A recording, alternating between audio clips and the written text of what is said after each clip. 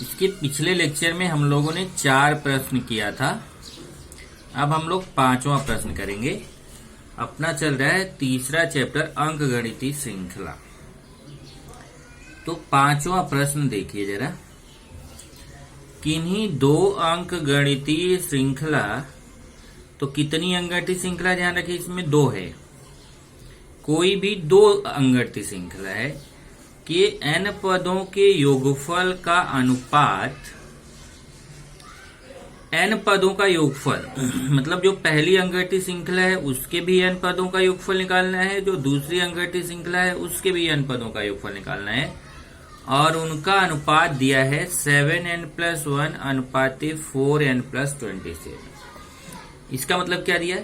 पहली अंकगणितीय श्रृंखला के n पदों का योगफल अनुपाते दूसरी अंकगणितीय श्रृंखला के n पदों का योगफल बराबर है 7n+1 अनुपाते 4n+27। ये पहली और दूसरी अंकगणितीय श्रृंखला के n पदों के योगफल का अनुपात है। तो हमें दिखाना है कि उनके 11वें पदों का अनुपात निकालना है, मान ज्ञात करना है। उनके 11वें पदों का अनुपात कितना आएगा वो हमें पता करना है। मतलब हमें पहली अंकगणितीय श्रृंखला और दूसरी अंकगणितीय श्रृंखला के 11वें पदों का अनुपात निकालना है। मतलब पहली अंकगणितीय श्रृंखला के 11वां पद अनुपाते दूसरी अंकगणितीय श्रृंखला का 11वां पद, ये हमें ज्ञात करना है। तो देखिए हल इसका क्या है। माना पहली अंकगणितीय श्रृंखला का पहला पद a1 तथा सामान्य अंतर d1 है। मान लेते जो पहली अंकगणितीय श्रृंखला है उसका पहला पद a1 है और सामान्य अंतर d1 है, तथा जो दूसरी अंकगणितीय श्रृंखला है उसका यहाँ पे मैंने लिख दिया है दूसरा पद। तो इसको जरा चेंज करते हैं। दूसरी अंकगणितीय श्रृंखला का पहला पद यहाँ पे आएगा, दूसरा नहीं, यहाँ आएगा पहला पद।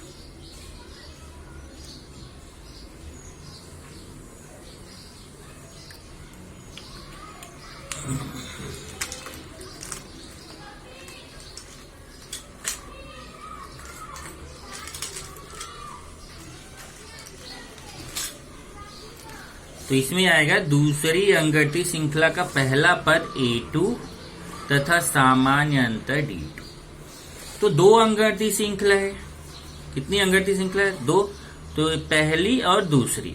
तो जो पहली अंकगणितीय श्रृंखला है उसके पहले पद को a1 से प्रदर्शित कर दिया और सामान्य अंतर को d1 से प्रदर्शित कर दिया, और जो दूसरी अंकगणितीय श्रृंखला है उसका जो पहला पद है, उसका पहला पद उसको a2 से प्रदर्शित कर दिया और सामान्य अंतर को d2 से प्रदर्शित कर दिया। अब पहली अंकगणितीय श्रृंखला के n पदों का योगफल निकालेंगे। n पदों के योगफल का क्या सूत्र होता है? n/2 bracket 2a + n - 1d। लेकिन यहाँ पे पहली अंकगणितीय श्रृंखला के लिए a के स्थान पे a1 का प्रयोग किया जाएगा और d के स्थान पे d1 का प्रयोग किया जाएगा। ऐसे ही दूसरी अंकगणितीय श्रृंखला के n पदों का योगफल n/2 2a2 + n - 1d2। इसमें सूत्र वही है, केवल a के स्थान पे दूसरी अंकगणितीय श्रृंखला में a2 लिखा जाएगा और d के स्थान पे d2। तो ये n पदों के योगफल का सूत्र है। लेकिन जब पहली अंकगणितीय श्रृंखला है उसमें a की जगह पे a1 और d की जगह पे d1, और दूसरी अंकगणितीय श्रृंखला में a की जगह पे a2 और d की जगह पे d2 का प्रयोग किया गया है। अब प्रश्न क्या बोला है कि ये जो n दोनों अंकगणितीय श्रृंखला है इसके n पदों का जो योगफल है इसका अनुपात, अनुपात मतलब क्या होता है? बटा। अनुपात मतलब बटा। इनका अनुपात कितना है? 7n+1 अनुपाते 4n+27। तो देखिए ये पहली अंकगणितीय श्रृंखला के n पदों का योगफल बटे दूसरी अंकगणितीय श्रृंखला के n पदों का योगफल बराबर 7n+1 बटे 4n+27। 7n+1 बटे 4n+27। अब यहां से देखिए हम इस 2 को काट सकते हैं। देखिए 2 और 2 कट जाएगा। तो कितना बचेगा n, नहीं पूरा ही कट जाएगा, पूरा n/2 n/2 पूरा कट जाएगा। तो जब n/2 n/2 कट जाएगा तो यहाँ कितना बचेगा 2a1 plus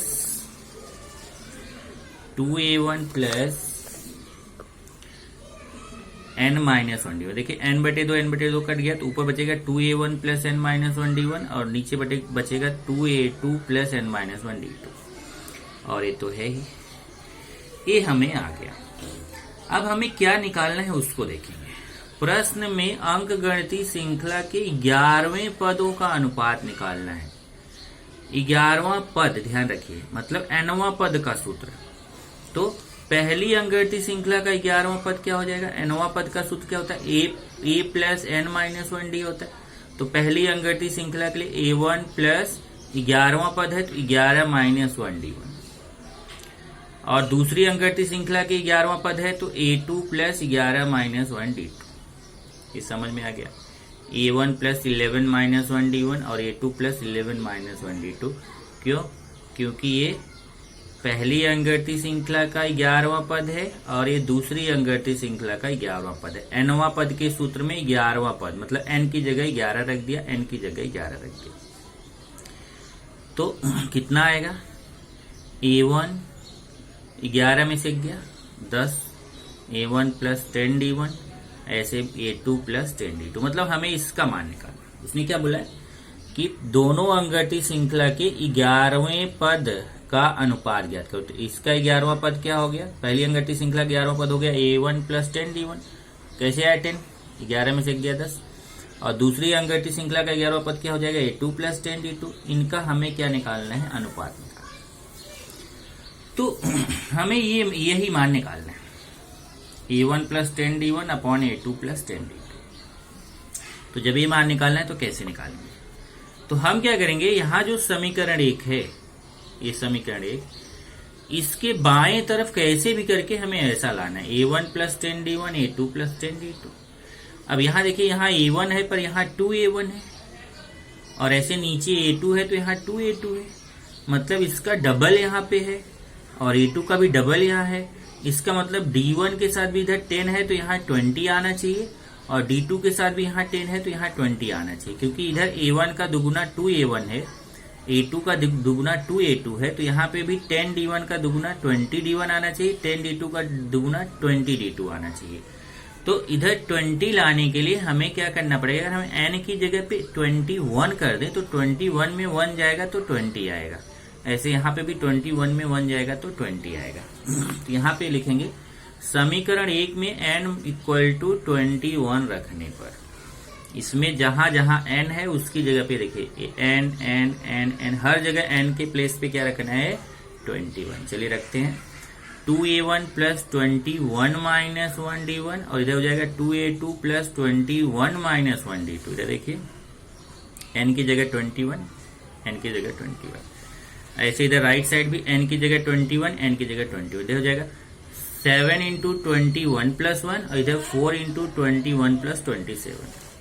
7 into 21 plus 1, 4 into 21 plus 27। क्योंकि क्या किया हमने, ये n की जगह पे हमने इस n की 4 n है, 1 2 3 4, चारों जगह हमने 21 रख दिया। अब इधर 2a1 ये 21 में से 1 गया तो 20d1 हो गया, इधर 2a2 21 में 1 गया तो 20d2 हो गया।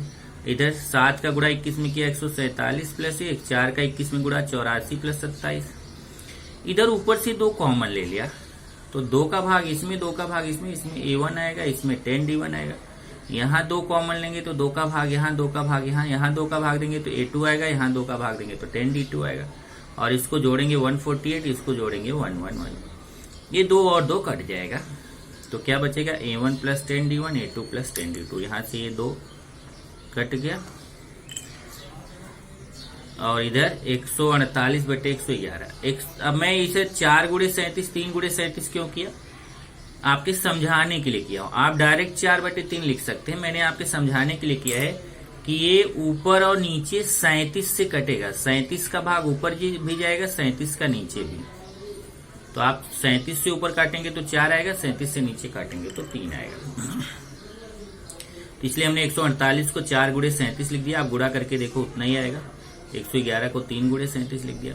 तो A1 plus 10D1 upon A2 plus 10D2 कितना आ गया 4/3। मतलब ये अंग यही तो हमें निकालना था। देखिए क्या निकालना था, A1 plus 10D1 upon A2 plus 10D2 निकालना था। उसका मान आ गया। तो उत्तर हो गया दी गई 2 अंकगणितीय श्रृंखला के 11वें पदों का अनुपात 4/3। इस तरीके से आपका जो क्वेश्चन पूछा था कि उनके 11वें पदों का अनुपात ज्ञात करो, तो उनके 11वें पदों का अनुपात कितना आ गया 4/3। चलिए अभी हम लोग लेते हैं क्वेश्चन नंबर 2। क्वेश्चन नंबर 6, 5 हुआ था अभी 6। किसी समांतर श्रेणी, अब यहाँ समांतर श्रेणी का मतलब होता है अंकगणितीय श्रृंखला। जरा इसको नोट आउट कर लेना कि अगर समांतर श्रेणी लिखा है, समांतर श्रेणी का मतलब होता है अंकगणितीय श्रृंखला। आपके एग्जाम में ज्यादा चांस है समांतर श्रेणी लिख के नहीं आएगा, अंकगणितीय श्रृंखला लिख के आएगा। फिर भी आप जानते रहो। किसी समांतर श्रेणी के 3 क्रमागत पदों का योगफल -3 है और उन पदों के घनों का गुणनफल 512 है, वे क्रमागत पद ज्ञात करो। अब देखिए कितने क्रमागत पद लेने हैं, 3 क्रमागत पद। और हमने आपको अंकगणितीय श्रृंखला के 3 क्रमागत पद, 4 क्रमागत पद और 5 क्रमागत पद कैसे लेते हैं वो मैंने आपको लिखाया था। इसमें कितने क्रमागत पद लेने हैं, इसमें 3 क्रमागत पद लेने हैं। तो अगर आपको 3 क्रमागत पद लेना है तो कैसे लेंगे, पहला पद A-D, दूसरा A, तीसरा A+D। अब अगर आप ऐसा लेंगे तो आपको ये क्वेश्चन इजी जाएगा। बाकी आप अपने तरीके से कैसा भी ले सकते हो, उसका अंतर समान होना चाहिए बस। आप चाहे तो आपका मन है तो आप A+D, A+2D ऐसा ले सकते हैं, पर वो थोड़ा कैलकुलेशन आपको तब थोड़ा मुश्किल हो जाएगा। बहुत मुश्किल भी नहीं होगा, लेकिन ये आपको ज्यादा इजी पड़ेगा। तो यहाँ देखिए पहला पद A-D, दूसरा A, तीसरा A+D। जब भी आपको 3 पद लेना, आप अगर ऐसा लेंगे तो आपको वो क्वेश्चन इजी जाएगा। A-D, A+D। तो पहली शर्त क्या बोला है कि जो 3 क्रमागत पद हैं उनका योगफल -3 है। मतलब ये तीनों पद 1, 2, 3 ये तीनों पदों का योगफल किया तो -3। तो पहली शर्त से ये जो तीनों क्रमागत पद हैं, पहला पद प्लस दूसरा पद प्लस तीसरा पद, तीनों पदों का योगफल कितना है -3। ब्रैकेट ओपन करेंगे, यहाँ से +D और -D कैंसिल हो जाएगा, तो इधर बचेगा कितना A प्लस A कितना हो जाएगा 3A, इधर -3, 3 का भाग दे दिया तो A का मान आ गया -1, 1 मान मिल गया आपको।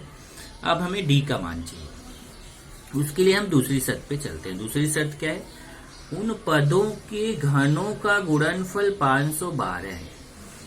उन पदों के घनों का गुणनफल 512 है। अब देखिए उनके घन मतलब क्या होता है, क्यूब, मतलब घाते 3। मतलब इन तीनों का घन करो, A-D का भी क्यूब करो, A का भी क्यूब करो, A+D का भी क्यूब करो, तीनों के घन करो और उनका गुणा करो तो कितना आएगा 512। इधर देखिए पहला पद जो A-D है उसका घन कर दिया, गुणे दूसरा पद जो है उसका घन कर दिया, गुणे जो तीसरा पद है उसका घन कर दिया। तो तीनों के घनों मतलब तीनों का क्यूब कर दिया, पहले का घन, दूसरे का घन, तीसरे का घन, तीनों के घनों का गुणनफल मतलब तीनों के बीच गुणा, इसके बराबर है 512 है। अब हम देखेंगे यहाँ पे क्या करने जा रहे हैं। देखिए इधर A की जगह पे -1 रख दिया, इधर भी A की जगह पे -1 रख दिया, इधर भी A की जगह पे -1, क्योंकि A का मान -1 है। आप चाहे तो इसको बाद में भी रख सकते हो, अभी नहीं रखना है तो। अब इधर देखिए ये -1 ये सब पे क्यूब लगा हुआ है, देखिए इस पे भी क्यूब, इस पे भी क्यूब, इस पे भी क्यूब। तो हम क्या करेंगे, यहाँ पे ये सबको एक साथ लिख के एक साथ क्यूब लगा सकते हैं, क्योंकि सबके बीच गुणा है। अगर प्लस है या माइनस है तब हम ऐसा नहीं कर सकते, नहीं तो इनके बीच प्लस हो तो आप क्या करो, सबको लिख करके आप क्यूब लगा दो, ऐसा नहीं। अगर इनके बीच गुणा या भाग रहता है तो सबको एक साथ लिख के क्यूब लगा सकते हैं एक ही बार। तो देखिए मैंने -1 को पहले लिख दिया, फिर -1 -D लिखा, फिर -1 +D लिखा, ये तीनों को लिखकर एक साथ क्यूब लगा दिया। और 512 जो है 8 का क्यूब होता है। अगर आप 8 गुणे 8 गुणे 8 3 बार करो तो 512 है। अब यहाँ पे हमने ले लिया घनमूल। घनमूल लेने पर, घनमूल का मतलब हुआ कि घात 3, इसका भी घात 3, इसका भी घात 3, दोनों का हट जाएगा। तो क्या बचेगा? -1 -1 माइनस डी -1 प्लस डी बराबर, इसका भी क्यूब हट गया 8। तो घनमूल लिया तो दोनों का क्यूब कट गया। अब इधर देखिए -1, यहाँ पे आपका फॉर्मूला हो गया a minus B a plus B. a मतलब -1, b मतलब d हो गया। ये देखिए a b, a minus B a plus B क्या होता है? a square minus B square. तो यहाँ हो जाएगा a मतलब -1 का स्क्वायर माइनस d का स्क्वायर। तो आप फॉर्मूला जानते हो क्या होता है formula? a plus B a minus B होता है a square minus B square. ये फॉर्मूला यहाँ पे लग गया। अब -1 का स्क्वायर करेंगे तो 1 आएगा, क्योंकि माइनस का स्क्वायर प्लस होता है, और ये माइनस डी स्क्वायर। अब आप मत करना कि सर इधर माइनस का स्क्वायर प्लस किया तो ये माइनस का स्क्वायर प्लस करो, क्योंकि माइनस का स्क्वायर नहीं हो रहा, केवल डी का स्क्वायर है, माइनस डी का स्क्वायर नहीं है। ब्रैकेट नहीं लगा हुआ, यहाँ देखो ब्रैकेट लगा हुआ। अब इधर माइनस का अंदर गुणा करो तो -1, और इधर माइनस से गुणा तो प्लस डी स्क्वायर। इधर -1 का 1 से गुणा -1, -1 का माइनस डी से स्क्वायर, डी से गुणा डी स्क्वायर से गुणा तो डी स्क्वायर, माइनस माइनस का गुणा प्लस, -1 इधर आएगा तो प्लस हो जाएगा 8 और 1 9, 9 का वर्गमूल निकालेंगे तो आएगा +-3। ये तो डी का मान आ गया। डी का मान क्या आ गया? +-3। अब प्लस माइनस क्यों लिया? क्योंकि जो सामान्य अंतर डी होता है प्लस भी ले सकते हैं माइनस भी ले सकते हैं। अब एक बार ए का मान तो एक ही है, ए का मान -1 है, पर डी का मान 2 है। तो एक बार हम ए का मान -1 और डी का मान +3 लेके तीनों पद निकालेंगे, और एक बार ए का मान -1 और डी का मान -3 लेकर के तीनों पद निकालेंगे। तो ए का मान तो ये -1 ही है, लेकिन डी का मान एक बार हम +3 लेके निकालेंगे तीनों पद, एक बार डी का मान -3 लेके तीनों पद निकालेंगे। तो पहला पद क्या है? a minus D. ए का मान कितना है? -1, फिर ये सूत्र वाला माइनस, फिर डी का मान 3, तो आएगा -4। दूसरा पद कितना है? a है, देख लीजिए यहाँ, पहला a माइनस डी, दूसरा a, तीसरा a प्लस डी। तो दूसरा a है, a का मान कितना? -1। तीसरा पद a प्लस डी, a का मान -1 प्लस डी, डी का मान 3, 3 में से गया 2। जब a का मान -1 और d का मान -3 है, तब पहला पद कैसे निकालेंगे? वही है, पहला पद a माइनस डी है, a का मान -1, फिर सूत्र वाला माइनस, फिर d का मान -3। तो -1 और ये माइनस माइनस का गुणा +3, 3 में से गया 2। दूसरा पद a इक्वल टू -1, दूसरा पद a है, a का मतलब -1। तीसरा पद a प्लस डी है, a का मतलब हुआ -1 प्लस d का -3, तो -1 और प्लस माइनस -3, तो ये कितना जाएगा? -4 आ जाएगा।